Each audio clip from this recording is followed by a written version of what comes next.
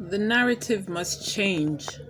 It's not okay for the government that is supposed to protect our people to kill our people. It's not okay for innocent citizens who are going about their daily business to be harassed, to be picked on, to be intimidated by law enforcement officials. It is not okay to be victimized by people in uniforms who are there to protect us. Too many people have lost their lives. These are what I call senseless deaths. Deaths that did not need to happen. Deaths that were not planned, because when those individuals left their homes that morning, they were not thinking that they were going to be shot by a SARS officer. They were not thinking that they were going to be harassed by an officer on the road simply for things as ridiculous as carrying a laptop or having an iPhone or having a certain kind of hairstyle on their head. I mean, seriously, how did human beings get so depraved that these things have become enough for them to actually pull out a gun and kill individuals? It is not okay. It is not acceptable. We will not accept this, not anymore. So I applaud all those who are out there protesting on the streets. I applaud all those who are using their social media platforms to encourage the protesters. I applaud all those who are in the privacy and the quietness of their cupboards, beseeching the Lord on behalf of this matter to cause an intervention and to continue to protect us. I applaud everybody who says a prayer about this matter when they wake up or before they go to bed or sometime during the day. We all have a part to play. We can all do something. I know very well that all of us cannot go onto the road, and that is not what I'm saying. I know very well all of us may not want to post things on our social media, but I tell you there is something we can all do to support those who are out there or to support those on social media. Lives have been lost. The government has been too silent. Their silence is deafening. They say they're going to disband SARS. Okay, but give us more.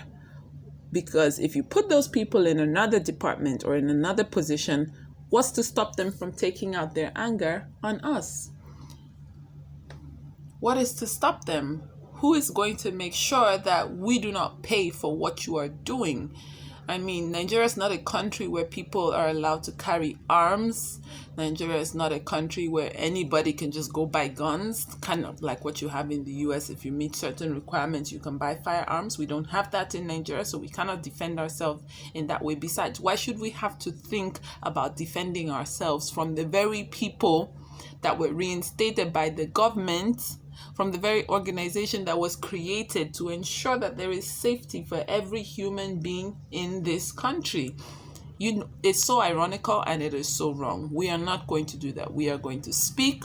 We are going to peacefully protest. We are going to pray, and we are going to trust that all these things combined together is going to bring the change that we need. It's going to help us feel safe again in our own country, in our homes, help us feel safe again as we go about our daily business. I mean, I've heard stories about people even showing their office ID card and still being harassed. I've heard of young girls getting slapped because they have a laptop. For goodness sake, how do those people sleep at night?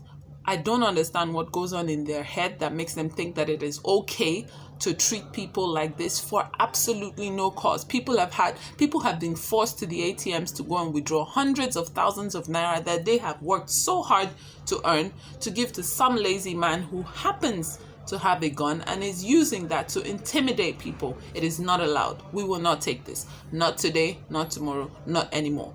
End SARS continues. We will continue to peacefully protest. We will continue to pray, and we will continue to tweet about it until something is done, because it is not right. The Bible says that when the righteous rule, the people rejoice. Why would the people rejoice? Because the laws that are put in place guide them, guard them, protect them, help them. Which automatically means that when the righteous is not ruling, the people are not rejoicing. They are groaning, they are crying, they are in pain, they feel unsafe, and all the other negative things that may come with that. So don't go around killing people who already have to deal with the fact that the country is so hard to live in.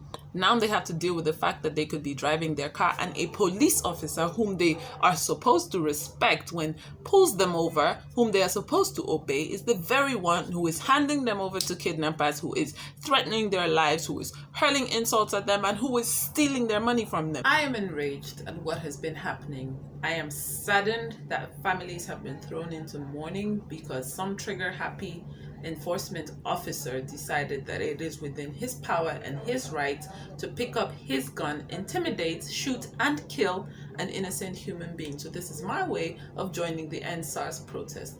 We want to see change. We will not accept the narrative. It is no longer acceptable. Thank you for listening. Don't forget to use your voice in the way that you can to join this movement. We need you.